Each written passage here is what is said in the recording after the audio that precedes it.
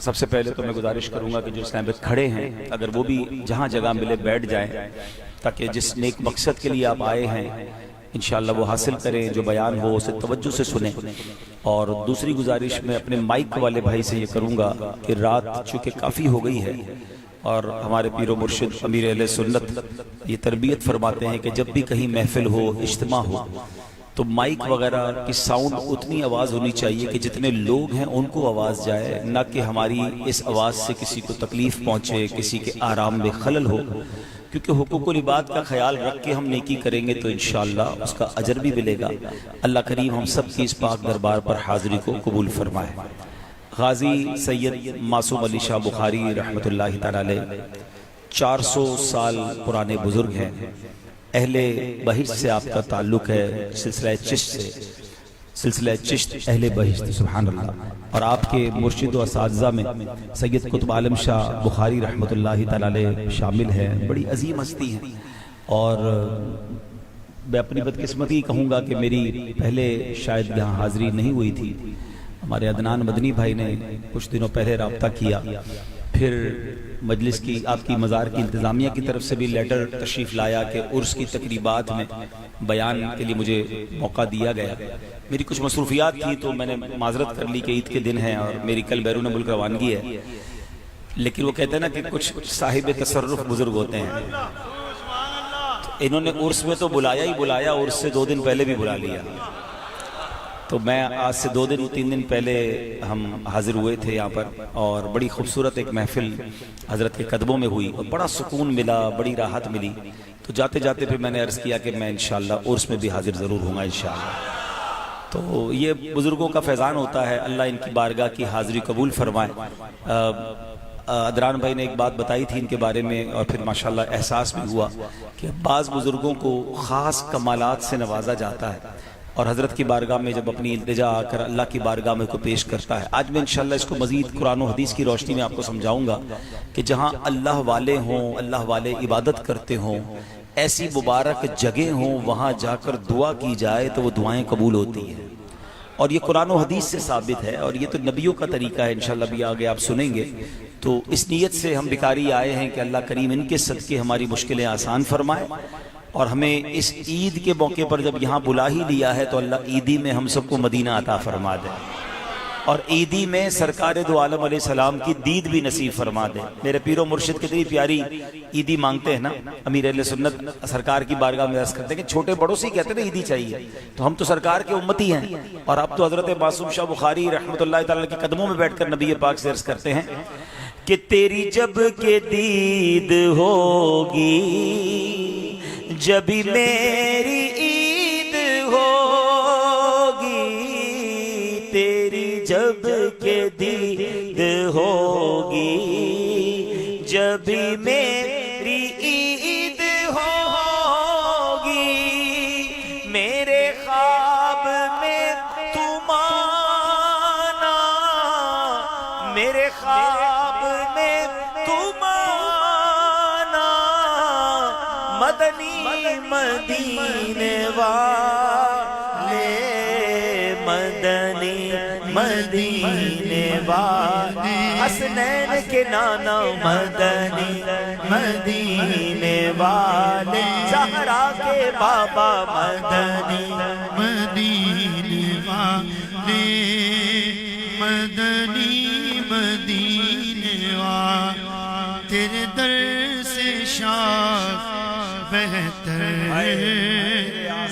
तेरे आस्तां से बढ़कर, तेरे दर से शाख बेहतर, तेरे आस्तां से बढ़कर है भला कोई ठिकाना, है भला कोई ठिकाना, मदनी मदीने वाले, मदनी मदीने वाले, मदनी। इतनी मुबारक जगह पर आए हैं तो जरूर ईदी मिलेगी इंशाअल्लाह, ईदी लेकर जाएंगे इंशाअल्लाह। माशाल्लाह इतनी मुबारक जगह है। अभी इमाम साहब ने किबला ने बताया कि दरबार शरीफ का फैज़ान कैसा जारी है कि बरसों से यहाँ इस फैज़ान की बरकत से कई गैर मुस्लिम कलमा पढ़कर मुसलमान हुए। और ये भी बताया गया कि हमारे इमाम साहब के हाथ पर 13 गैर मुस्लिमों ने कलमा पढ़कर इस्लाम कबूल किया। तो देखिए कैसा तसर्रुफ जारी होता है इन औलिया किराम का कि अपनी ज़िंदगी में तो इस्लाम को फैलाया, मगर सुबहान अल्लाह रूहानियत का ये आलम होता है कि लोग यहाँ आकर जो है वो किस तरह फैज़ान हासिल करते हैं। तो अल्लाह करीम साहिब मज़ार पर करोड़ों रहमतों की बारिश नाजिल फरमाए और उनके फ़यूज़ व बरक़ात से हम सबको माला माल फरमाए। ये चादर मेरे साथ जाएगी इंशाअल्लाह, मैं अपने साथ ले जाऊँगा तो इंशाअल्लाह इसकी बरकतें मिलेंगी इंशाअल्लाह। दुरूद पाक पढ़ने के बेशुमार फ़ज़ाइल व बरक़ात हैं। फ़ज़ाइल दुरूद तो हम सुनते रहते हैं, मगर आज मैं वो जो हदीस आपके सामने पेश करूंगा तो ये बड़ी कमाल की यूं हदीस है कि एक ऐसा इनाम है कि जिस दिन इस इनाम को अरबों लोग तरस रहे होंगे। और वो इनाम क्या है कि जब क़यामत का दिन होगा, सूरज 1 मील पर होगा, ज़मीन तांबे की होगी, लोग प्यास के मारे, प्यास की शिद्दत में परेशान होंगे, तो उस वक्त अल्लाह के अर्श के सिवा कोई साया ना होगा। अब इमेजिन करें जून जुलाई की कराची में गर्मी हो और कोई आपको धूप में खड़ा कर देगा, जरा 15 मिनट खड़े हो मैं आ रहा हूँ, अब फौरन कोई साया ढूंढेंगे, यार 15 मिनट ऐसी धूप में कैसे खड़ा रहूंगा। 45 डिग्री टेम्परेचर, 47, इससे ज्यादा नहीं होता। मगर कयामत के दिन का टेम्परेचर क्या होगा जब सूरज 1 मील पर होगा और 15-20 मिनट नहीं, 50,000 साल का दिन होगा और साया एक ही होगा। तो सोचे अहले महशर कितना तड़प रहे होंगे कि काश हमको ये साया मिल जाए। और साया भी किसका? अल्लाह के अर्श का साया होगा। इसमें मुख्तलिफ हदीसें हैं, मगर आज जो हदीस मैं आपके सामने पेश कर रहा हूं कि नबी पाक ने फरमाया कयामत के रोज अल्लाह पाक के अर्श के सिवा कोई साया ना होगा। 3 शख्स अल्लाह पाक के अर्श के साये में होंगे। 3 किस्म के लोग होंगे। There are 3 categories. नंबर 1 मेरे आका ने फरमाया वो शख्स जो मेरे उम्मती की परेशानी को दूर करे। जिंदगी ऐसे गुजारिए प्यारे इस्लामी भाइयों, लोगों की परेशानियां दूर करें, परेशानियां पैदा ना करें। कुछ लोग ऐसे होते हैं जो परेशानियां पैदा कर रहे हैं, तकलीफ दे रहे हैं, तंज कर रहे हैं, मुश्किल कर रहे हैं, धमकियां दे रहे हैं, रोब जमा रहे हैं। नहीं, जो लोगों के लिए परेशानियां पैदा करेगा सोचे उसका क्या हाल होगा। जो परेशानी दूर करता है ना उसकी दुनिया में भी खैर हो जाती है, और इससे बड़ी खैर क्या होगी कि आखिरत में अल्लाह के अर्श का साया नसीब हो जाएगा। अच्छा, अब एक और हदीस पाक है, ये परेशानी दूर करने वाली मैं आपको बात बताऊं। हदीस पाक का खुलासा है कि जो किसी बंदे की परेशानी दूर करता है ना, अल्लाह उसकी परेशानी दूर फरमा देता है और दुनिया और आखिरत की परेशानी दूर फरमा देता है। मैं कभी कभी सोचता हूं जितनी हमारी परेशानियां हैं, हम में सबके साथ कोई ना कोई प्रॉब्लम होगी। मेरी परेशानी या आपकी परेशानी हल करना हमारे हाथ में नहीं है। हम बीमार हैं या घर में कोई बीमार है या कर्जा है या व्हाटएवर जो प्रॉब्लम है, मैं अपने हाथ से तो उसको ठीक नहीं कर सकता। मगर मुझे एक फार्मूला बता दिया गया है कि अगर मैं किसी मुसलमान की परेशानी दूर कर दूं ना, अल्लाह मेरी परेशानी दूर कर देगा। तो मैं अपनी परेशानी रखूं साइड पे और अब आसपास जरा नजर दौड़ाऊं कि मेरे करीब के लोगों में, मेरे जानने वालों में कौन किस परेशानी में, जो मेरी हैसियत है। अच्छा, ये भी बड़ा प्रॉब्लम है कि जब परेशानी दूर करने की बात करते हैं लोग कहते हैं यार लगता है पैसे वाला ही परेशानी दूर कर सकता है। ये हमारे दिमाग में अजीब सी बात समा गई है कि पैसे होंगे तो मैं किसी की परेशानी दूर कर सकता हूं। चले थोड़ी देर के लिए मान लिया कि पैसों से परेशानियां दूर होती हैं। अगर ये मान ले तो फिर तो कोई अमीर परेशान ना हो। जो भी अमीर है उसकी सारी परेशानियां दूर हो जाएंगी, पैसे खर्च करेगा परेशानी दूर हो जाएगी। ऐसा नहीं है। परेशानी का ताल्लुक पैसे से नहीं है। परेशानी दूर करने के बहुत सारे तरीके हैं। आप किसी को मीठे बोल बोल के उसका गम दूर कर सकते हैं, अच्छी बात करके उसका गम दूर कर सकते हैं, दिलासा देकर उसके साथ कुछ वक्त बिताकर उसके लिए कोई अच्छी सी सिफारिश करके, जो भी जायज तरीका है। बहुत सारे तरीके जिससे आप मुसलमान की परेशानी दूर कर सकते हैं। तो मुसलमानों में नाराजगी हो गई, आप बिठा के स्लो करा के परेशानी दूर कर सकते हैं। तो परेशानी दूर करने वाला काम किया करें, इंशाअल्लाह कयामत के दिन अल्लाह के अर्श का साया नसीब होगा। दूसरे नंबर पर मेरे आका फरमाते वो कौन होगा जिसको अल्लाह के अर्श का साया मिलेगा? मेरी सुन्नत को जिंदा करने वाला। हाँ, अब ये गौर कर लें कि हम कितनी सुन्नतों पर अमल करते हैं। आज अल्लाह के वली की बारगाह में आए हैं। एक बात बताऊं आपको, हजरत मासूम शाह बुखारी रहमतुल्लाह तआला अलैह भी दाढ़ी वाले, और जितने दुनिया में औलिया है ना सब दाढ़ी वाले, सारे सहाबा दाढ़ी वाले, सारे अंबिया दाढ़ी वाले। हम औलिया से मोहब्बत भी करें और सुन्नतों पर अमल भी ना करें। सिर्फ दाढ़ी सुन्नत नहीं है, मैं सिर्फ एक मिसाल दे रहा हूं। लेकिन वो भी नहीं होती चेहरे पे। और बहुत सारी सुन्नतें जो अमल नहीं कर रहे, लिबास सुन्नतों वाला हो, खाने पीने का अंदाज सुन्नतों वाला हो, बोल चाल का अंदाज सुन्नतों वाला हो। और यकीनन ये तो सरापे की सुन्नतें हैं, किरदार की सुन्नतों पर कौन अमल करेगा? सच बोलना भी सुन्नत है, नाराजगी हो जाए, बात बुरी लगे तो माफ करना सुन्नत है, कर्जा वक्त पर लौटाना सुन्नत है, धोखा ना देना बल्कि सही तरीके से कारोबार करना ये भी सुन्नत है। तो सुन्नतों पर अमल करना, ये सुभान अल्लाह, सुन्नत को जिंदा करने वाला कहां होगा? अल्लाह के अर्श के साए में होगा। अब इस पैराए में जरा दावत इस्लामी के माहौल को देखें, कदम कदम पर दावत इस्लामी वाले सुन्नतें सिखा रहे होते हैं, सुन्नत की बात कर रहे होते हैं।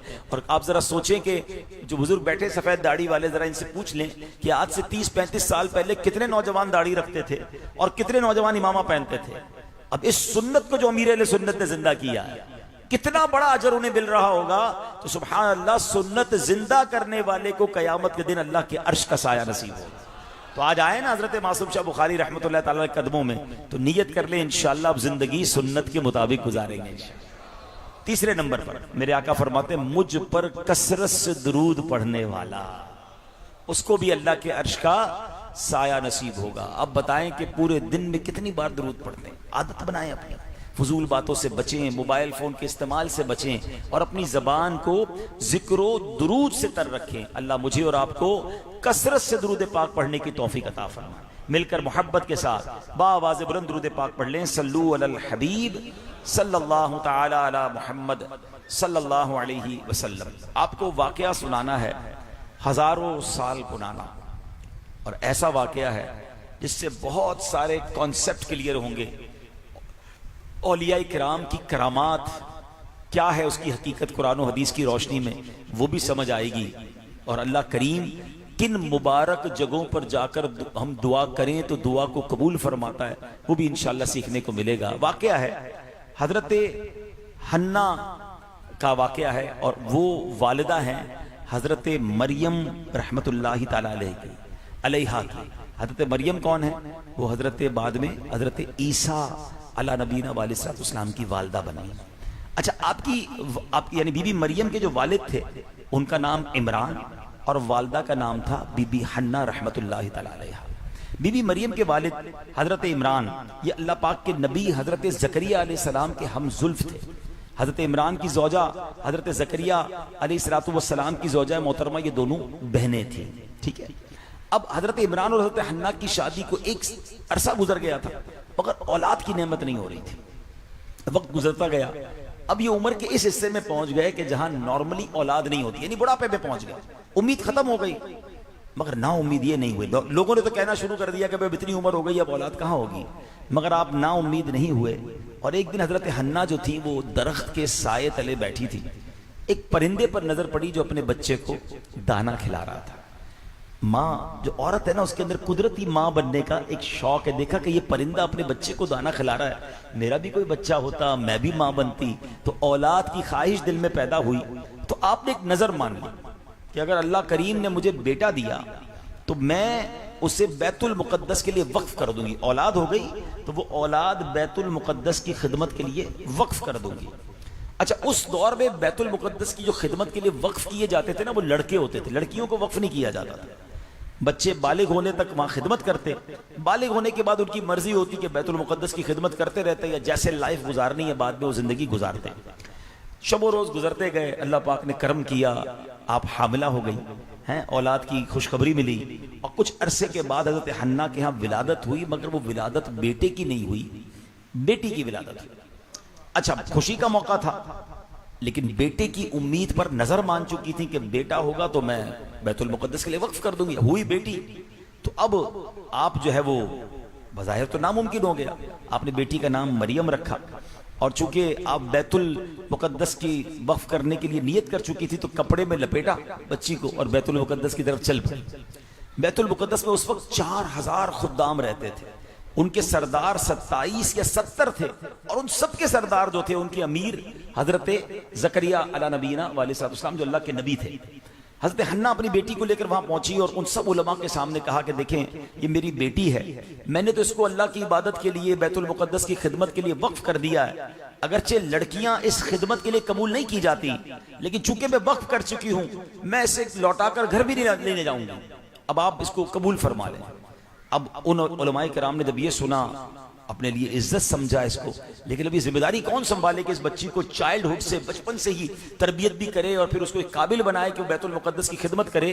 तो ये जिम्मेदारी हजरत ज़करिया अला नबीना अलैहिस्सलाम ने ली, जो इस बच्ची के खालू भी थे, अल्लाह के नबी भी थे और बैतुल मुक़द्दस के तमाम खिदमतगार उलमा के सरदार भी थे। अब आपने क्या किया कि फर्श मस्जिद से थोड़ा बुलंद करके एक कमरा बनाया और इस बच्ची को वहां रखा। आपके सिवा वहां कोई नहीं जाता था। खाने पीने वगैरह का सामान, जरूरत की चीजें आप वहां उसको पहुंचा देते थे और वापसी पर दरवाजा बंद करते, ताला लगाकर वापस आते थे, कोई और नहीं जाता था उस कमरे में।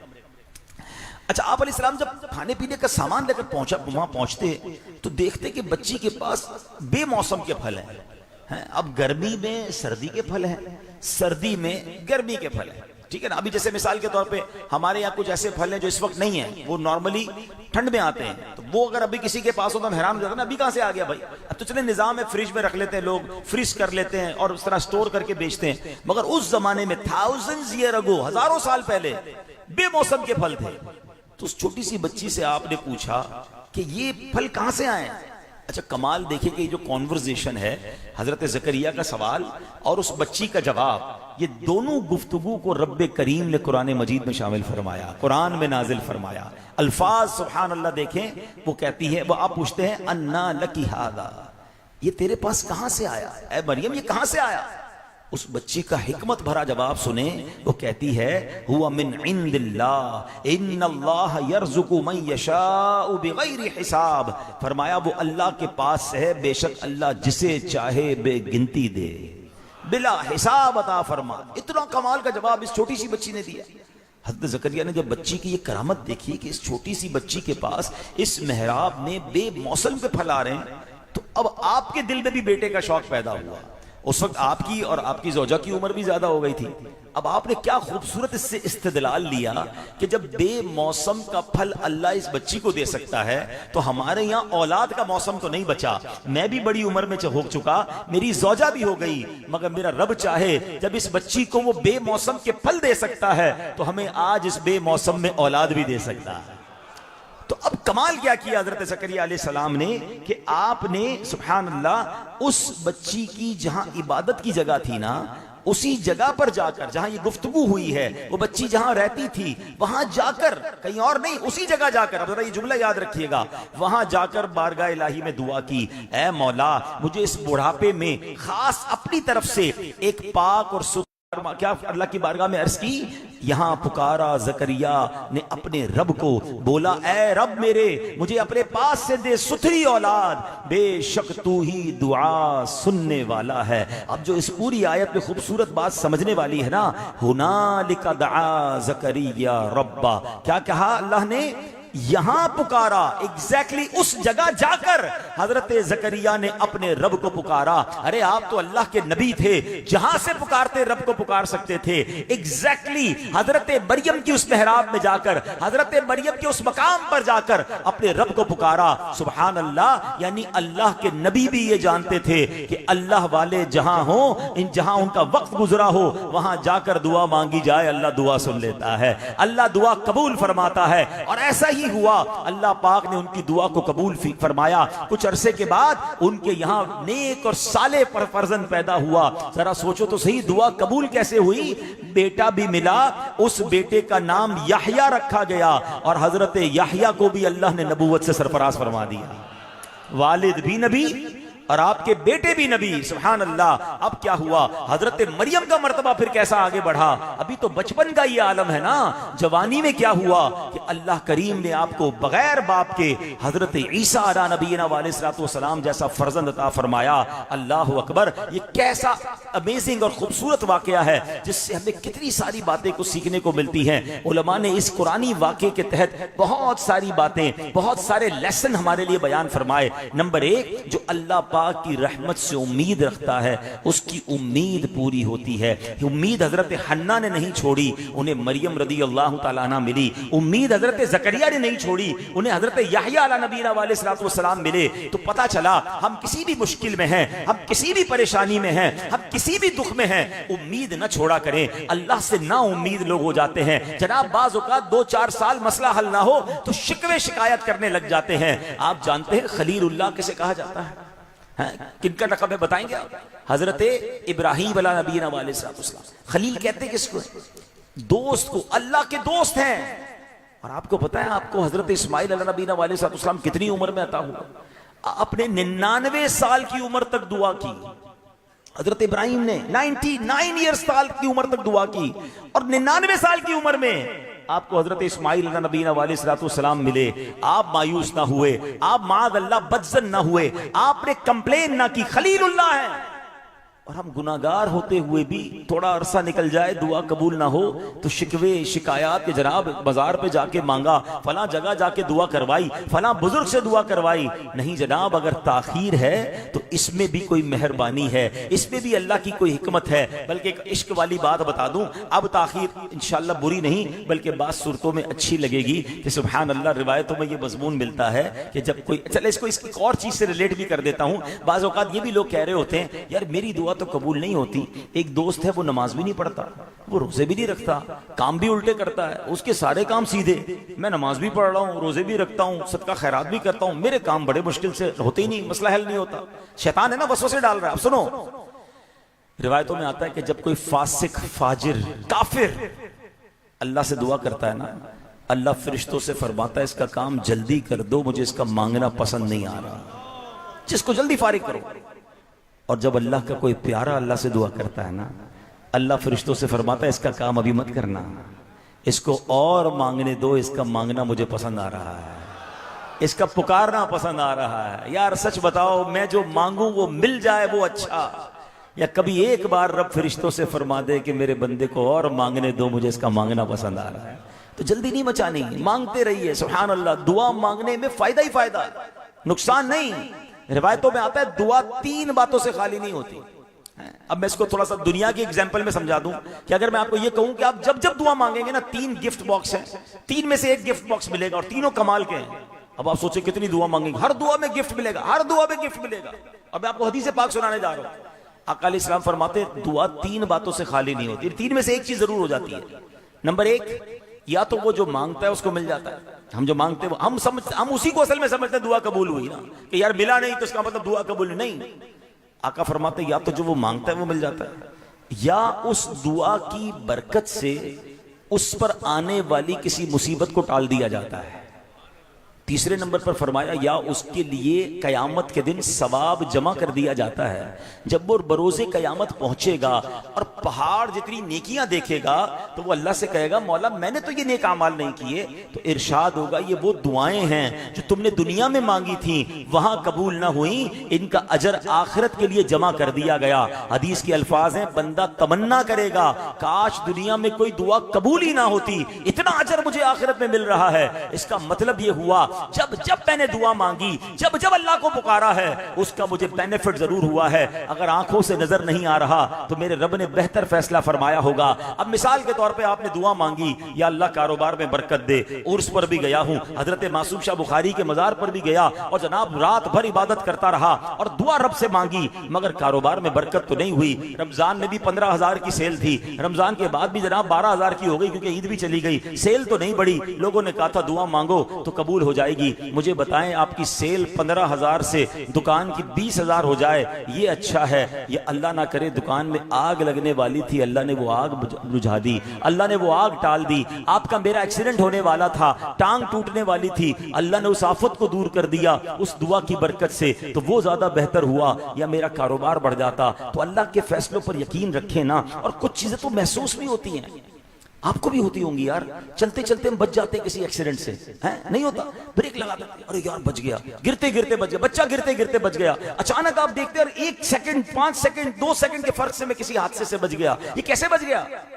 ये कोई दुआ थी, ये कोई सदका था, ये कोई नेकी थी जो आपके आड़े आई है और आपको इस मुसीबत से बचाया है। आप कोई कारोबार शुरू करने लगे थे, ऐसा कई बार हुआ होगा, किसी कारोबार में, किसी रिश्ते में, किसी मामले में वो काम जब नहीं हुआ आपको बड़ा अफसोस हुआ होगा कि यार ये काम हो जाता तो कमाल हो जाता, मगर थोड़े अरसे बाद पता चलता है कि यार अल्लाह ने बचा लिया, इस काम में और दोस्त गए थे वो तो फंस गए, उनके तो पैसे खराब हो गए, उनका फला नुकसान हो गया, यार अल्लाह ने कितना अच्छा मेरे लिए फैसला फरमाया। उस वक्त समझ नहीं आता, मगर बाद में बाजों का दिखा भी दिया जाता है। तो यकीन करें ना अल्लाह पर, ठीक है। तो पहला मदनी फूल क्या सीखने को मिला कि उम्मीद नहीं छोड़नी है। दूसरी बात, जब भी उम्मीद के साथ रब्बे करीम की बारगाह में खुलूस नीयत और सिद्क के दिल से दुआ की जाए, वो दुआ जरूर कबूल होती है। देखे ना हजरत मरियम ने क्या दुआ की थी, हजरत मरियम की वालदा हन्ना ने क्या दुआ की थी रहमतुल्लाहि ताला अलैहा, के बुढ़ापे के बावजूद, ऐसी उम्र में औलाद नहीं होती, अल्लाह ने बेटी अता फरमाई और बेटी भी वलिया है। और हाल ये हुआ कि दूध पीने की उम्र में ही करामतों का ज़ुहूर होना शुरू हो गया। अच्छा, एक और बड़ी प्यारी बात मुफ्ती अहमद यार खान नईमी रहमतुल्लाहि ताला अलैह मुफस्सिर कुरान भी हैं, उन्होंने इस आयत के तहत बड़ी प्यारी बातें लिखी। आप फरमाते हैं कि कुछ लोगों का अपने आप को दीन के लिए खालिस कर देना जरूरी है। अगर सब लोग दुनिया में मशगूल हो जाएं तो दीन कैसे कायम रहेगा।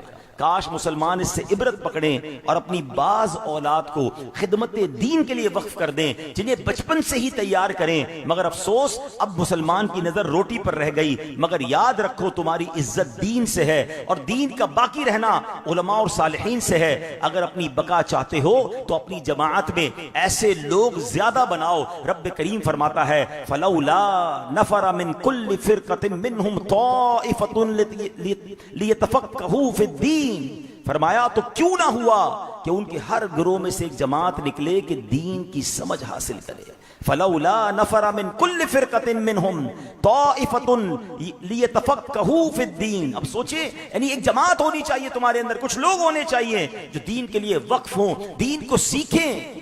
आज लोग क्या कहते हैं, यार फैमिली में एक डॉक्टर होना चाहिए, फैमिली में एक वकील होना चाहिए, फैमिली में जनाब कोई ऐसा बंदा हो जिसके असर और रसूख हो।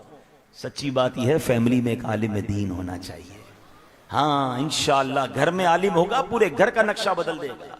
हम दुनिया के पीछे भाग रहे हैं जो फजीलत उलमा की हैं। हदीस में मजमून मिलता है कि कयामत के दिन जब और लोग जन्नत की तरफ जाएंगे, उलमा को कहा जाएगा रुक जाएं और लोगों की शफाअत करें, अपने साथ जन्नत में ले जाएं। अगर मेरा बेटा आलिम हुआ, मेरी बेटी आलिमा हुई, मेरे खानदान में कोई आलिम हुआ और मैंने उसको आलिम बनने में मदद भी की हो, इधर तो हौसला तोड़ते हैं लोग, मौलवी बन के क्या करेगा भाई। कुरान कह रहा है कम से कम कुछ लोग तो अलग करें हमारे घर से। अच्छा, फिर करते क्या है, ये भी बड़ा मसला है। फैमिली में अगर किसी को आलिम या मदरसे में भेजना है ना, हाफिज बनाने के लिए मदरसे भेजना है, तो बच्चा भी वो भेजना जो हमारे काम का नहीं है। क्या करेंगे, मिसाल के तौर पर किसी के 4 बेटे हैं ना, एक बेटा बड़ा होशियार, हिसाब किताब में बड़ा माहिर, कहते हैं इसको तो अकाउंटेंट बनाएंगे, इसको हिसाब बड़ा अच्छा आता है। दूसरा बेटा वो जरा घर के पुर्जे उर्जे भी ठीक कर लेता है, इसका दिमाग बड़ा चलता है, इसको इंजीनियर बनाएंगे। तीसरा बेटा सबक में बहुत पक्का, तो इसको डॉक्टर बनाएंगे। चौथा किसी काम का नहीं, ना सबक याद कर रहा है, रोज शरारतें कर रहा है, चीजें तोड़ रहा है, समझ भी इसकी थोड़ी कम है, इसको मदरसे में डाल दो। यानी बच्चा भी अल्लाह की राह में वो देना जो हमारे काम का नहीं। होना क्या चाहिए, सबसे बेस्ट बच्चा, बेहतरीन बच्चा, जो सबसे होशियार हो।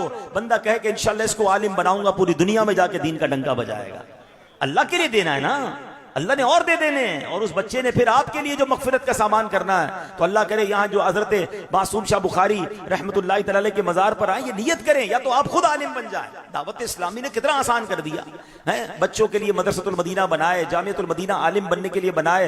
जो कारोबारी लोग हैं उनके लिए नाइट क्लासेस शुरू कर दी कि जनाब रात को आकर आप पढ़ लें, इल्म दीन हासिल करें। अच्छा, फिर आलिम रात को भी नहीं पढ़ सकते, ऑनलाइन पढ़ना चाहे तो पढ़ लें। यानी देखें, जिस अल्लाह के वली से आप मोहब्बत करते हैं ना, एक बात याद रखिए, अल्लाह ने किसी जाहिल को अपना वली नहीं बनाया। 2 बातें हमेशा याद कर ले, ये बड़ा प्रॉब्लम है आजकल जनाब। 6-8 मालाएं कोई पहन ले, 10-12 अंगूठियां पहन ले, और लंबे लंबे बाल रख ले, ओ बाबा बड़ा पहुंचा हुआ है। बाबा कहीं और ही पहुंचा हुआ है। जो बाबा शरीयत पर अमल नहीं करता, याद रखिए अल्लाह ने किसी फासिक को अपना वली नहीं बनाया और अल्लाह ने किसी जाहिल को अपना वली नहीं बनाया। अल्लाह ने जिसको अपनी विलायत से नवाजा है उसको इल्म भी अता फरमाया, उसे तकवा भी अता फरमाया। ये जो अजीब अजीब बातें कुछ लोग कर रहे होते हैं ना, तकवा जनाब शरीयत अलग है, तरीकत अलग है, रास्ते अलग हैं। शरीयत और तरीकत वो एक ही रास्ता है, बगैर नमाज। बाबा वो कहते हैं बाबा फजर जो है वो मदीने में पढ़ते हैं, जोहर मक्के में पढ़ते हैं, हमारे सामने क्यों नहीं पढ़ते नमाज, वहां पढ़ते हैं। तो खाना भी वही खाया करें ना, खाने सारे यहां खाने, नमाजें वहां पढ़नी है। तो ये ऐसे लोगों के चुंगल में ना आया करें। जब याद रखिए, जिसके हाथ में हाथ देना है ना, पहले आंखें खोलें कि उसने हाथ नबी पाक के हाथ में दिया है, उसने शरीयत को थामा है। उस बड़ा प्यारा, मेरे से पहले एक शख्सियत ने, माशाल्लाह भाई थे माइक पे, बड़ी प्यारी उन्होंने बात की कि हमें अल्हम्दुलिल्लाह यहाँ मौला अली की मनकबत भी पड़ी गई और यहाँ सैयदना अमीर माविया के जिक्र खैर भी हुआ। तो ये हमें असल हमारा जो जिसको कहते हैं पैमाना ये है कि हमने उसका दामन थामना है जिसने अल्लाह का, अल्लाह के रसूल का, सहाबा का, अहले बैत का, औलिया किराम का दामन थामा है। सबके लिए अदब वाली बात करता है कि नहीं करता, ये पहले देखना जरूरी होता है। तो आज हम जो बात कर रहे हैं कि अपने, ये प्रॉब्लम पता है क्यों है, हम इल्म सीख नहीं रहे तो लोग हमें पागल बनाते हैं। लोग जनाब जहालत की वजह से हमारे बहुत सारी मासूम तो नहीं कहूंगा, बेवकूफ लोगों को ले जाते हैं। अगर हम इल्म दीन सीखने वाले बने तो कुरान और सुन्नत के जरिए समझेंगे भी और समझा सकेंगे। जो लोग करामत का इनकार करते हैं, मैं उनसे सवाल कर रहा हूं। मैंने आपको अल्लाह की किताब पढ़कर सुनाई है, हजरत मरियम अल्लाह की नबी हैं? नहीं है, नबी तो हो नहीं सकती, मर्द नबी होता है ना, तो वो क्या है, वो वलिया हैं। उस वलिया की करामत का जिक्र कुरान में मौजूद है। बेमौसम के फल वहां आते हैं और अल्लाह के नबी जहां वो मौजूद थी वहां जाकर दुआ करते हैं, अल्लाह उनकी दुआ कबूल फरमाता है। इससे करामत का सबूत भी मिला। इससे मज़ारात औलिया या अल्लाह वालों के जहां उन्होंने इबादत की, उनकी चिल्लागाह हो, वहां जाकर दुआ की जाए, दुआ कबूल होती है। इसका सबूत भी हमें कुरान से मिल गया। और ऐसे बहुत सारे सबूत मौजूद हैं, लेकिन कंफ्यूज हो जाते हैं। सोशल मीडिया पर आकर हमें कोई समझाता है, हम कहते हैं हाँ यार ये बात तो सही कर रहा है, लेकिन चूंकि हमारे पास इल्म नहीं है। मुझे बताइए, हजरत सुलेमान अला नबीना वालेहिस्सलाम का दौर है और आप फरमाते हैं अपनी मजलिस में, और ये वाकया भी कुरान में मौजूद है कि मैं चाहता हूं कि मलका बिल्कीस की आने से पहले उसका तख्त मेरे पास आ जाए। वो तख्त कितना बड़ा था, ये छोटी टेबल नहीं है, कई गज चौड़ा, कई गज लंबा तख्त है, और जनाब वो 4 गली दूर नहीं, किसी और मुल्क में मौजूद है। आज भी अगर उस तख्त को उस मुल्क से लेकर हजरत सुलेमान के पास कोई लाना चाहे, अगर हवाई जहाज में भी लाए तो loading, unloading, take off, landing, उसमें भी कई घंटे निकल सकते हैं। एक शख्स कहता है जो आपके दरमियान मौजूद है,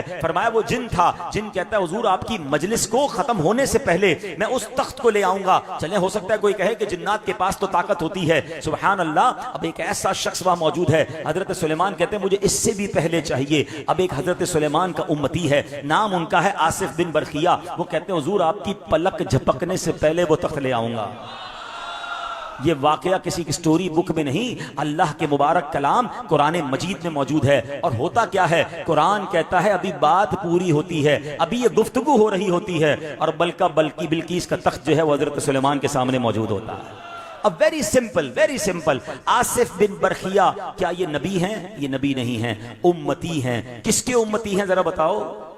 हजरत सुलेमान अलैहिस्सलाम के उम्मती हैं, यानी उनकी उम्मत के वली हैं, उनकी उम्मत के उम्मती हैं और वली हैं। अब सिर्फ सवाल ये करूंगा, हजरत सुलेमान अलैहिस्सलाम के उम्मती करामत दिखाएं, उसका जिक्र कुरान में मौजूद है। मेरे आका तो हजरत सुलेमान के भी आका है ना, वो तो इमामुल अंबिया है ना, उनका मर्तबा तो सबसे ज्यादा है। हजरत सुलेमान के आका जनाब रसूलुल्लाह अलैहिस्सलाम हो, और मेरे आका का उम्मती अगर शेख अब्दुल कादिर जिलानी करामत दिखाए तो किसी को क्या एतराज हो सकता है? अरे दाता हुजूर अगर करामत दिखाएं तो क्यों एतराज होता है? बाबा फरीद करामत दिखाएं तो क्यों एतराज होता है? बात यह है कि हम इल्म नहीं हासिल करते, वरना ये कुरान से करामतें साबित हैं। अच्छा, कुछ भोले भाले लोगों को कोई कहता है अच्छा जनाब चलो बात आपकी मान ली, हजरत सुलेमान के उम्मती की करामत का जिक्र तो कुरान में मौजूद है, गौसे पाक की करामत का जिक्र कुरान में क्यों नहीं है? दाता हुजूर की करामत का जिक्र कुरान में क्यों नहीं है? बंदा शायद इल्म वाला ना हो तो कंफ्यूज हो जाता है। हाँ यार, जब हजरत सुलेमान के उम्मती की करामत का जिक्र है तो गौसे पाक का भी होना चाहिए था,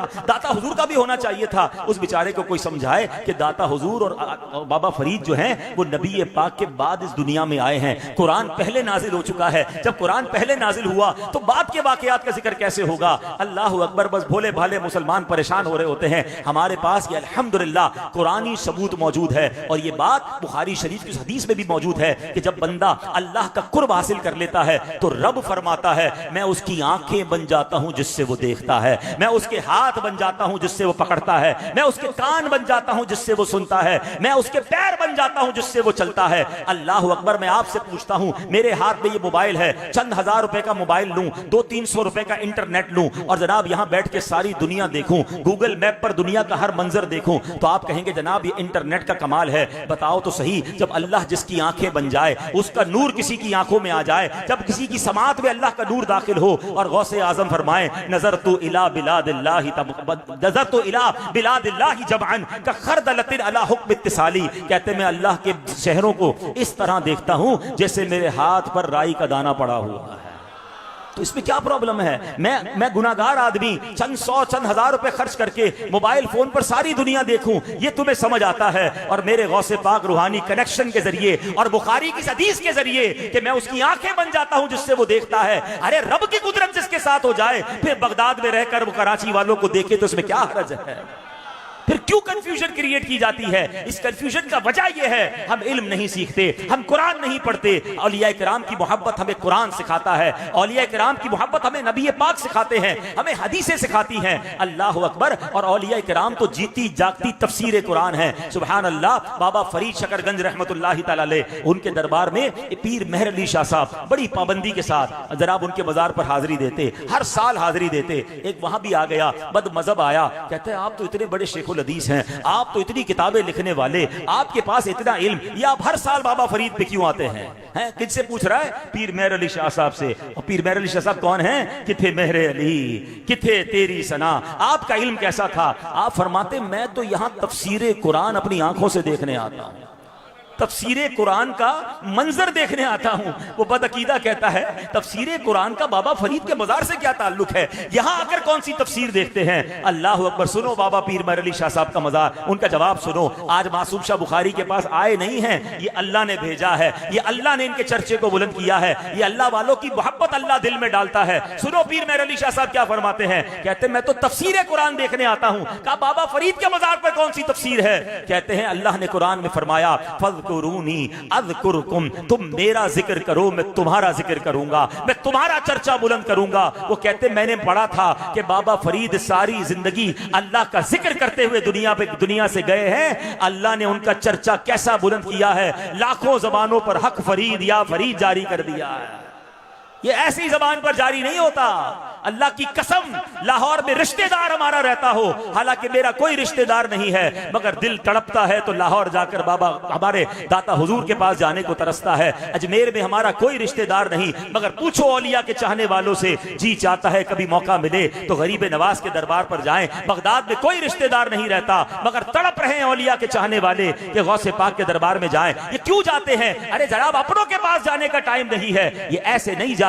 ये अल्लाह ने मोहब्बत डाली है। फज़कुरूनी अज़कुरुकुम, तुम मेरा जिक्र करो मैं तुम्हारा चर्चा करूंगा। अल्लाह वालों ने अल्लाह का जिक्र किया, अल्लाह ने उनकी मोहब्बत लोगों के दिलों में डाल दी, उनका जिक्र आज भी बाकी है। तो है मेरे प्यारे इस्लामी भाइयों, औलिया किराम से मोहब्बत ये हमारे ईमान का तकाजा है। ये अल्लाह वाले हैं जो अल्लाह से मिला देते हैं। अल्लाह अल्लाह किए जाने से अल्लाह न मिले, अल्लाह अल्लाह किए जाने से अल्लाह न मिले।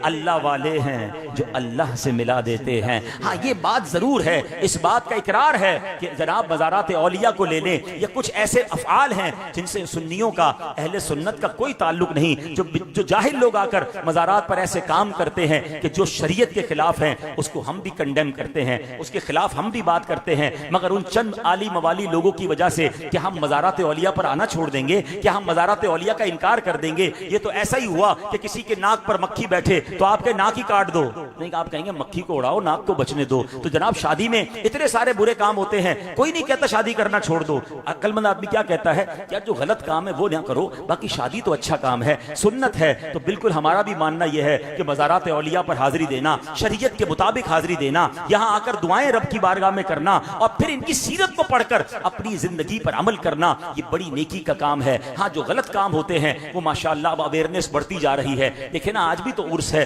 कौन सा ढोल तमाशा हो रहा है, आज भी तो उर्स है, कौन सी बेपर्दगी हो रही है, आज भी तो उर्स है, कौन सा माअल्लाह यहाँ पर नशा हो रहा है, अल्लाह रसूल की बातें हो रही हैं, महफिल नाच चल रही है, रात के इस पहर भी अल्लाह के बंदे अल्लाह और उसके प्यारों का जिक्र कर रहे हैं। ये खूबसूरत अंदाज है उर्स मनाने का, ये खूबसूरत अंदाज है अल्लाह वालों के पास हाजिरी देने का। तो है मेरे प्यारे इस्लामी भाइयों, सीखने को क्या मिला कुरान के इस वाक़े से कि हमारे अंदर से कुछ लोग वक्फ इल्लाह होने चाहिए, दीन के मुबल्लिग बनने चाहिए, अहले इल्म बनकर दुनिया भर में इल्म की शमा को रोशन करने वाले बनने चाहिए। और अब आखिर में ये बात जरूर अर्ज करूंगा कि जिस भी अल्लाह के वली की सीरत को पढ़ें जनाब, उनकी सीरत में कुछ बातें बड़ी कॉमन मिलेंगी। वो कॉमन बात क्या है जो 100% हर अल्लाह के वली के पास होगी कि वो 5 वक्त के पाबंदी से नमाजी थे।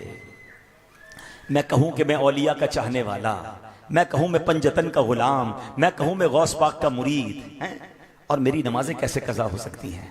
माशाल्लाह अभी 2 दिन पहले आप सारे 5 वक्त के नमाजी थे। मज़े की बात तो यह है ना कि विदिन 2 दिन पहले हम सारे 5 वक्त के नमाजी अल्हम्दुलिल्लाह पूरी मस्जिदें भरी हुई थी। तो नमाज रमज़ान में भी फ़र्ज़, रमज़ान के बाद भी फ़र्ज़ है। औलिया कराम के चाहने वालों, आज नियत करें, बड़ी मुबारक बारगाह में आए हैं। देखें आप यहाँ पर आकर कुछ तो तोहफा लेकर आए होंगे ना, इतनी बड़ी बारगाह में आए हैं, इनके उर्स में आए हैं, तोहफा बाद में इनसे लेंगे, पहले खुद भी तो कुछ तोहफा देना। तो हमारा तोहफा क्या हो कि हम हजरत की बारगाह में नियत करें कि या अल्लाह आज के बाद मेरी कोई नमाज कज़ा नहीं होगी, और इस नियत का सवाब मैं हजरत को तोहफा भेज रहा हूँ। क्या खूबसूरत तोहफा होगा। फिर देखे ना, गुलाम जो होता है ना, हमेशा याद रखे, वो अपनी हैसियत के मुताबिक तोहफा देता है, और बादशाह अपनी शायान शान अता फरमाते हैं। मेरे करीम से अगर कतरा किसी ने मांगा, दरिया बहा दिए हैं, दुर्बे बहा दिए हैं। आप अच्छी नीयत तो पेश करें ना। अब जिसके चेहरे पे दाढ़ी नहीं है, मैंने आपको क्या कहा, अल्लाह का हर वली दाढ़ी वाला, अल्लाह का हर नबी पाक का हर साहबी दाढ़ी वाला, अल्लाह के हर नबी दाढ़ी शरीफ वाले थे। तो मेरे चेहरे पे भी तो दाढ़ी होनी चाहिए ना। आपको पता है हमारी एक 1-to-1 मुलाकात होने वाली है नबी पाक से। हाँ, ये आपको शायद याद होना चाहिए। मजमे में नहीं, अकेले 1-to-1 कैसी मुलाकात हो। वो कहाँ होगी? वो मुलाकात हम सबकी कब्र में होगी, और उस वक्त कोई और नहीं होगा, हम होंगे और हमारे आका अलैहिस्सलाम होंगे इंशाअल्लाह। अब उस मुलाकात की क्या तैयारी है? मिसाल देता हूं, दुनिया में जो आपकी फेवरेट पर्सनैलिटी हो, आपको कहा जाए आपकी 4 दिन बाद उनसे मुलाकात है, आप कहेंगे अच्छा मैं जरा कपड़े तो खरीद लूं, उनके लिए कोई तोहफा तो खरीद लूं, तैयारी तो करूं यार, पता नहीं अच्छा बातें क्या करनी है, थोड़ी देर की मुलाकात होगी, पॉइंट्स भी लिख लूं, फिर पता नहीं मौका मिले ना मिले। अल्लाह अकबर, जिनके सबब कायनात बनी है, जो वजह तख्लीक कायनात है, मेरे आका अलैहिस्सलाम से हम सब की मुलाकात होनी है। उस मुलाकात की तैयारी नहीं करनी है? कैसे मुंह दिखाऊंगा, क्या बात करूंगा, क्या अर्ज करूंगा, क्या पेश करें जाना, क्या चीज हमारी है, ये दिल भी तुम्हारा है, ये जान भी तुम्हारी है। 2 किस्म के लोग हैं इस वक्त मुसलमानों में। कुछ तो वो हैं जो सारी जिंदगी नबी पाक की सुन्नतों पर अमल कर रहे हैं, चेहरे पे दाढ़ी है माशाल्लाह, कईयों ने सर पे इमामा सजाया है या चंद सुन्नतों वाला लिबास है, सच बोल रहे हैं, दुरूद पाक पढ़ रहे हैं, नमाजों की पाबंदी कर रहे हैं, नाते पढ़ रहे हैं, आंसू बहा रहे हैं नबी पाक की याद में। तो वो तो इंतजार कर रहे हैं। मोमिन के लिए तो मौत तोहफा है। पूछो आला हजरत से, कहते हैं जान दे दो वादाए दीदार पर, नकद अपना दाम हो ही जाएगा। अब तो इंतजार कर रहे हैं कि जनाब वो मौत का वक्त कब आएगा। मोमिन के लिए तोहफा है। वो शायर लिखते हैं ना, जब सरकार कब्र में आएंगे तो आशिक रसूल की कैफियत क्या होगी। कब्र में सरकार आए तो मैं कदमों पर गिरूं, अगर फरिश्ते भी उठाएं तो मैं उनसे यूं कहूं कि अब तो पाए नाज से मैं ऐ फरिश्तों की उठूं, मर के पहुंचा हूं यहां इस दिल रुबा के वास्ते। आशिक रसूल तो मुंतजिर है। कब्र में लाएंगे तशरीफ मुस्तफा, आदत बना रहा हूं दुरूदो सलाम। सारी जिंदगी जिनका नाम लिया, सारी जिंदगी जिनकी सुन्नतों पर अमल किया, अरे उनका दीदार होगा तो फिर इंशाअल्लाह सलातो सलाम पढ़ेंगे ना। मैं वो सुन्नी हूं जमीले कादरी, मरने के बाद मेरा लाशा भी कहेगा अस्सलातो वस्सलाम। जब फरिश्ते कब्र में जलवा दिखाएं आपका, हो ज़बां पर प्यारे आका अस्सलातो वस्सलाम। ऐसी तैयारी करनी है। मगर जो सुन्नतों से मुंह फेरे हुए हैं, जिसकी नमाजें कज़ा हो रही हैं, आका फरमाए जो इलत कुर्रतु ऐनी फिस्सलाह, नमाज में मेरी आंखों की ठंडक है। और अभी रमजान गया नहीं और नमाजें कज़ा होना शुरू हो गई। जिसका चेहरा सुन्नतों वाला नहीं, जिसका लिबास सुन्नतों वाला नहीं, जिसके आमाल गंदगी में डूबे हुए, वो कैसे मुंह दिखाएगा नबी पाक अलैहिस्सलाम को। और खुदा की कसम, अगर कब्र में नबी पाक ने चेहरा फेर लिया ना और आका की पहचान ना मिली तो मारे जाएंगे। क्यों? आपको पता है कब्र के 3 सवाल हैं। ये पेपर आउट है, सवाल भी पता है, जवाब सबको बता दिया गया। कौन से 3 सवाल है? मर रब्बुका, तेरा रब कौन है, मां दीनुका, तेरा दीन क्या है, और फिर एक प्यारा सा चेहरा दिखाया जाएगा और पूछा जाएगा मां कुंत तकूलु फी हक्की हादर रजुल, इस मुबारक चेहरे वाली हस्ती के बारे में क्या कहा करता था। हमको तीनों का जवाब पता है कि रब अल्लाह है, इस्लाम दीन है, और ये तो नबी पाक अलैहिस्सलाम का प्यारा चेहरा है। मगर उलमा फरमाते हैं जवाब वही दे सकेगा कब्र में जिससे अल्लाह और उसके रसूल राजी होंगे। यहां याद है, वहां भुला दिया जाएगा। अगर अल्लाह और उसके रसूल नाराज हुए तो हमने उस मुलाकात की तैयारी करनी है। आज आए हो ना मुबारक जगह पर, बी प्रिपेयर फॉर दैट। अच्छा कमाल की बात, ये मुलाकात कब है ये नहीं पता, वो आज भी हो सकती है, वो कल भी हो सकती है। हाँ, जब भी इंतकाल तो कभी भी हो सकता है ना, अचानक दुनिया से लोग चले जाते हैं, हो सकता है आज चले जाएं, कल चले जाएं। तो अक्लमंद कौन है कि जो रोजाना रेडी रहे, मैं रोज ऐसी जिंदगी गुजारूं कि अगर आज रात कब्र में गुजरेगी ना तो अल्लाह राजी होगा, कब्र जन्नत का बाग बनेगी, आका तशरीफ लाएंगे तो सीने लगा लेंगे। आला हजरत कहते हैं ना, जो आशिक रसूल जाएगा ना कब्र में, उसके साथ क्या होगा? कब फरमाते हैं, कब्र में लहराएंगे ताहशर चश्मे नूर के, कब्र में लहराएंगे ताहशर चश्मे नूर के, जलवा फरमा होगी जब तलात रसूलुल्लाह की। आका आ जाएंगे तो फिर तो कब्र में नूर अला नूर हो जाएगा ना।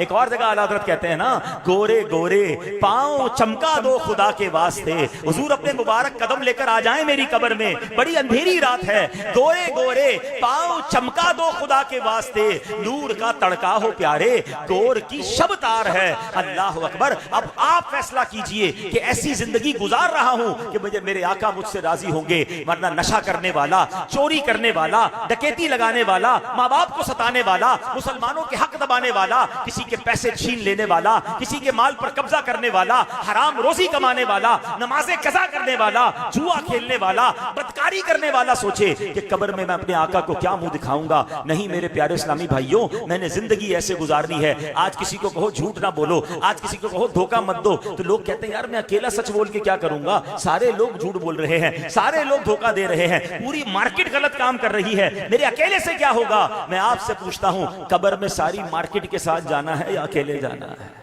जब जाना अकेले है ना तो आका से एक बात तो कह सकोगे ना, हुजूर मैं अपने हिस्से का चिराग जला कर आया हूं, हुजूर मैं अपने हिस्से की नेकी करके आया। लोग नहीं करते वो आपका मतलब नहीं है ना, आप आका से ये तो कह सकेंगे कि हुजूर मैं आपकी सुन्नत पर अमल करके आया, मुझे बड़े ताने दिए दोस्तों ने, दाढ़ी रखी तो बड़ा मजाक उड़ाया, मगर हुजूर आपकी सुन्नत थी इसलिए सजाई। हुजूर नमाज पढ़ता था, लोग सताते थे, मेरे दोस्त मजाक उड़ाते थे, हुजूर मैंने नमाजों की पाबंदी की, मैं मार्केट में सच बोलकर कारोबार करता था, लोग कहते थे सच बोलोगे कारोबार नहीं चलेगा, हुजूर आपका फरमान था सच बोलना, मैं सच बोलता रहा। हुजूर लोगों ने कहा थोड़ी मिलावट कर लो, थोड़ा झूठ चलता है, थोड़ी डॉट चलता है, मैंने हदीस सुनी थी, मन गश्शा फलैसा मिन्ना, जो धोखा दे वो हम में से नहीं। हुजूर मैंने धोखा नहीं दिया, मैं थोड़े पर खुश रहा, मैं हलाल पर खुश रहा, हुजूर मैं आपकी सुन्नत के मुताबिक चलकर आया। बताओ तो सही मेरे आका कैसे राजी होंगे, कितना खुश हो जाएंगे। तो है मेरे प्यारे इस्लामी भाइयों, बस आज का पैगाम ये लेकर जाना है, उस मुलाकात की तैयारी करनी है जो हम सब की होनी है और रहमतुल्लिल आलमीन से होनी है,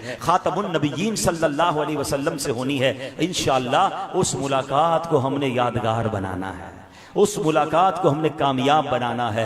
हाँ ये जरूर है, मुलाकात का दिन नहीं पता, तैयारी आज से शुरू कर दो, अपनी जिंदगी को आज से बदलना शुरू कर दो। मैं अल्लाह करीम से दुआ करता हूँ, आज मैंने कुरानी वाक़े से यह पढ़कर आपको सुनाया है कि जहाँ अल्लाह वाले इबादत करें, जहाँ अल्लाह की रहमतें नाजिल हों, वहाँ दुआ की जाए तो वहाँ पर दुआ कबूल होती है। हजरत मासूम शाह बुखारी रहमतुल्लाहि तआला के कदमों में दुआ करता हूँ कि अल्लाह आज से हमें अपनी जिंदगी बदलने की तौफीक अता फरमा, अल्लाह आज से हमें नेक बंदों में शामिल फरमा ले, अल्लाह हमें भी अपने वलियों में शामिल फरमा ले, ए करीम हमें भी नेक बंदों में शामिल फरमा ले। शैतान जो अब रमजान के जाने के बाद हम पर हमला आवर हो गया है, ए अल्लाह शैतान के वारों से बचाकर सुन्नतों का पाबंद बना दे। ए अल्लाह हम चाहते हैं कि कयामत के दिन रुस्वा ना हो, बल्कि तेरे प्यारों के साथ महशर में जमा हो और तेरे प्यारों के साथ जन्नत में दाखिला नसीब हो। ए अल्लाह हम सबको ये शरफ और ये सआदत नसीब फरमा, आमीन बिजाह नबी अमीन सल्लल्लाहु अलैहि वसल्लम। ऐसी प्यारी बातें, जिंदगी को बदलने वाली बातें दावत इस्लामी के माहौल में मिलती हैं। अगर आप वाकई इन चीजों पर अमल करना चाहते हैं तो मशवरा यह है कि दावत इस्लामी के माहौल से वाबस्ता हो जाएं, इज्तिमा में आते रहें, काफिलों में सफर करते रहें। रमजान में मदनी चैनल देखते थे, रमजान के बाद भी जारी रखें तो इंशाअल्लाह नेकी करना अल्लाह ने चाहा तो कदरे आसान हो जाएगा। अल्लाह पाक अमल करने की तौफीक अता फरमाए। आखिर में मैं शुक्रिया अदा करूंगा हमारी इस दरबार की इंतजामिया का, बड़ी मोहब्बत दी, बड़ी जर्रा नवाजी फरमाई, इज्जत दी, मुझे बुलाया, इतने पाक दरबार पर हाजिरी का शरफ मुझे दिया। अल्लाह आपके इन इंतजामात को भी अपनी बारगाह में कबूल फरमाए, आमीन बिजाहिन नबी अमीन सल्लल्लाहु अलैहि वसल्लम। दुरूद पाक पढ़ लें, सल्लु अलल हबीब।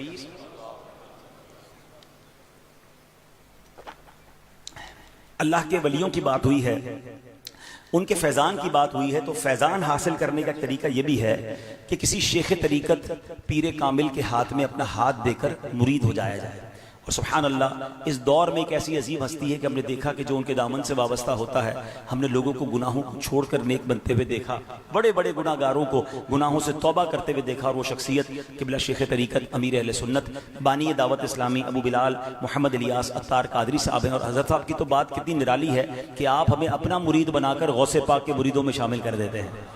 गौसे पाक की शान क्या है? गौस पाक फरमाते हैं, मेरा कोई मुरीद बगैर तौबा किए दुनिया से नहीं जाएगा।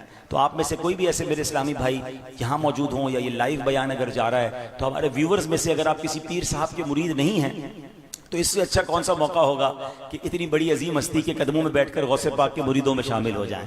इनकी निगाह इनायत भी शामिल हो जाएगी। और अगर आप वैसे किसी पीर साहब से मुरीद हैं तो चाहें तो बेअते बरकत हासिल कर लें। आप इंशाल्लाह अपने पीर साहब से मुरीद रहेंगे, अमीर अहले सुन्नत का फैज़ान, गौसे पाक का फैज़ान भी इनके ज़रिए से मिलना शुरू हो जाएगा। जैसा मैं कहता जाऊँ, जो मुरीद बनना चाहते हैं वो दोहराते जाएँ। बिस्मिल्लाहिर्रहमानिर्रहीम, अस्सलातु वस्सलामु अलैका या रसूल अल्लाह वअला आलिका व अस्हाबिका या हबीब अल्लाह, ला इलाहा इल्लल्लाह मुहम्मदुर रसूलुल्लाह सल्लल्लाहु तआला अलैहि वसल्लम। तौबा करता हूँ मैं अपने तमाम पिछले गुनाहों से और आइंदा अल्लाह और रसूल की नाफरमानी नहीं करूँगा। मुरीद होता हूँ मैं अमीर अहले सुन्नत का और उनके ज़रिए सरकारे बगदाद हुजूर गौसे पाक शेख अब्दुल कादिर जीलानी रहमतुल्लाहि ताला अलैह का, या अल्लाह मुझे जनाब गौसे आज़म के मुरीदों में कबूल फरमा और सिलसिला कादरिया की बरकतों से माला माल फरमा। सल्लू अलल हबीब। अगले जुम्मे हफ्ता इतवार 3 दिन के लिए अल्हम्दुलिल्लाह काफिला रवाना होगा। तो आप तमाम इस्लामी भाई कोशिश करें हज़रत के इसाले सवाब के लिए 3 दिन राह खुदा में सफ़र भी करें। अल्लाह करीम इस 3 दिन में काफिले में जो सफ़र करें, अल्लाह उन्हें जल्दी जल्दी मक्के मदीने की हाज़िरी भी नसीब फरमा। सल्लू अलल हबीब।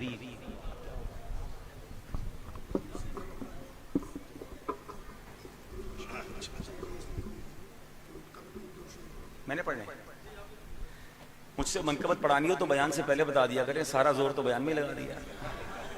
दुरूद पाक पढ़ लें, सल्लू अलल हबीब। अदनान भाई साहब, नजरे करम खुदारा, नजरे करम खुदारा, सरकार गौसे आज़म नजरे खुदारा, मेरा खालिका सबर दो, मेरा खालिका सबर दो, मैं फकीर हूँ तुम्हारा, नजरे ऐ शाहे जीना, नजरे करम खुदा, ऐ मीरे मीरा, नजरे करम। अच्छा, मनकबत पे भी लोग जो है ना कंफ्यूज करते हैं, भाई ये नजरे करम और खाली कासा भर दो, ये तो अल्लाह भरता है, ये अल्लाह के वलियों से मांगते, देखो शिर्क करते हैं। चले आज अकीदा अपना वाज़े कर दूं, हम सब का ये अकीदा है, कोई गौस, कोई वली, कोई नबी, कोई सहाबी अपनी तरफ से कुछ नहीं दे सकता। ये सब मोहताज है रब के, मगर रब ने अपने बंदों को कुछ इख्तियारात दिए हैं, वो रब से लेकर हमें अता फरमाते हैं। तो मसला तो हल हो गया ना। शिर्क ये है कि किसी को अल्लाह जैसा समझना, किसी को इबादत के लायक समझना। नबी पाक फरमाते हैं, हदीस बुखारी है, इन्नमा अना कासिमुन वल्लाहु युअती, बेशक अल्लाह अता फरमाता है, मैं तकसीम करता हूँ।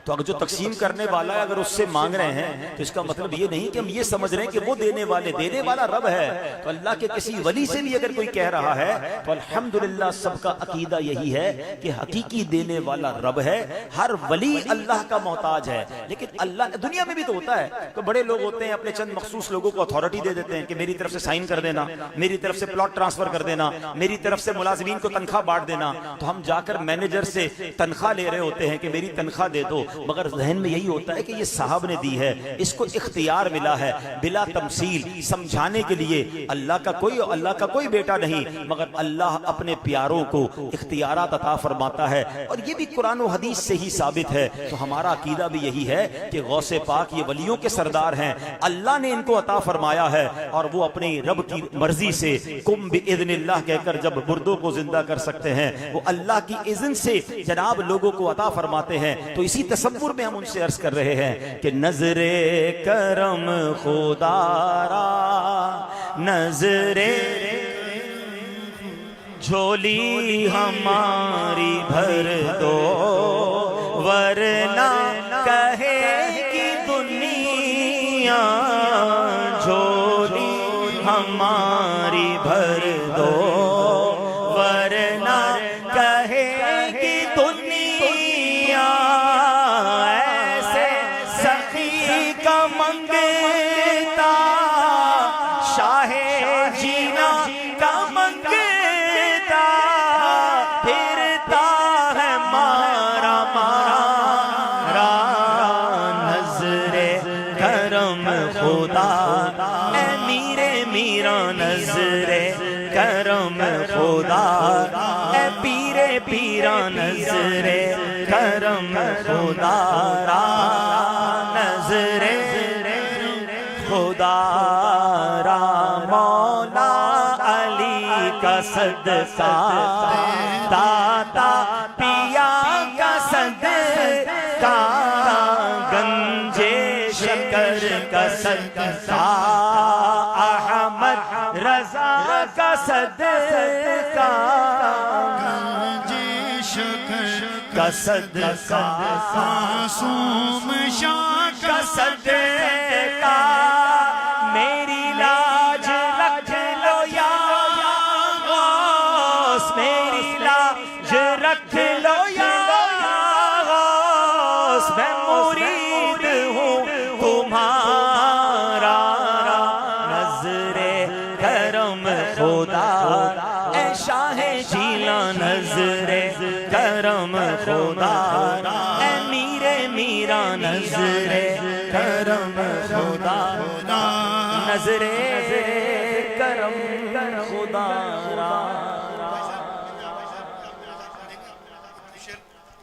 बादशाहों के दरबार में हाजिर हैं और ये कह रहे हैं, कर दो करम सरकार।